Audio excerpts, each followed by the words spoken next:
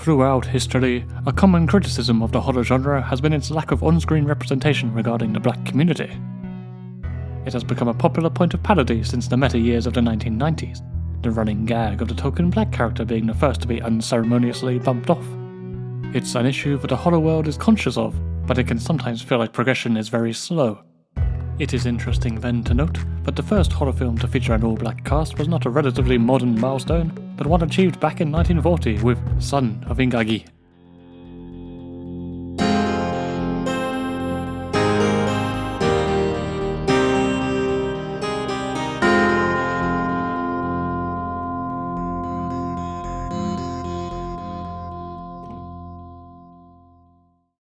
Ingagi translates to the word gorilla in the African language Kinyarwanda. It is also the name of an infamously controversial exploitation film from 1930. Advertised and distributed under the guise of a real documentary, the film claimed to follow an expedition to the Belgian Congo, where the native women offered themselves up as sex slaves to gorillas. In reality, the film was shot in LA with a group of white actresses wearing blackface. The theme of zoophilia and the abundance of nude scenes made the film a success, though when the truth came out, it was met with a backlash. At the time of recording, the film is only available via the Library of Congress, if you were so bold to request a viewing, good lord. It has never been shown on TV or released on VHS, DVD, Blu-ray, 4K, Laserdisc, Tiger handheld Batman Returns consoles, nothing. Interestingly enough, the film will finally be released for home consumption in January 2021. But enough about that piece of shit. Son of Ingagi released a decade later. The title implies it is a sequel to the aforementioned exploitation flick, riffing on the likes of Son of Frankenstein, a popular sequel that was released just a year prior, but that is not the case. Son of Ingagi otherwise shares no connection to the previous film.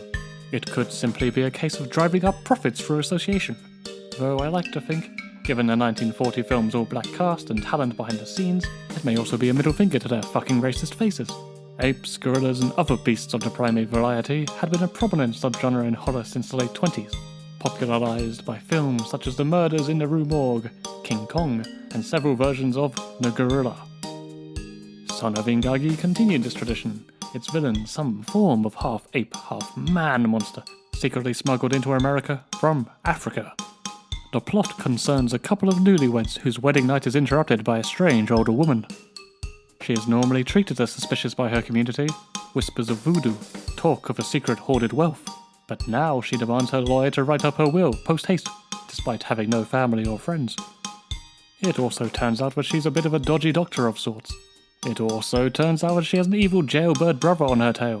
It also turns out that she is hiding the ape creature in her secret basement.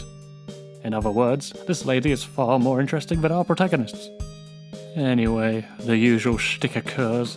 The monster escapes, murders are committed, and the young, innocent couple find themselves tangled up in the whole terrible mess. As the plot suggests, Son of Ingagi is a simple and brief affair, clocking in at just over 1 hour, but it has its appeals. The voodoo doctor is the acting highlight, bringing some surprised pathos to a frankly silly character. Your parents were good people, both of them. I last saw them on the day they were married. Much of the film is played for comedy. Some of the humour is a bit dry and outdated, but there are a handful of successful jokes that still land. Detective Nelson is a good source of comedy, whether he is constantly losing his sandwiches to the evil ape man, or being repeatedly interrupted by his police chief. But these things are heavy. What are those? Well, they... Never mind. Where'd you get them? Well, I was... Shut up! Other times it's harder to tell if the humour was intentional. The jailbird brother's transformation from slick-talking gangster See, you don't like the taste of lead, Mr. Jungle Man. to whimpering victim is one such example. The villainous primate itself wasn't going to win any awards, either for design or acting, but I'm not entirely sure how straight the monster was supposed to be played. But, it's not the comedy that detracts from any potential suspense or horror. There are several scenes of characters investigating the threat alone in the house, but sadly they grind the film to a halt. A big problem is the very noticeable lack of music and sound in general. A basic low suspenseful tune under the scene of the ape and the wife could do wonders for the film. Oh well, at least we are building up to a good old classic Scream Queen moment.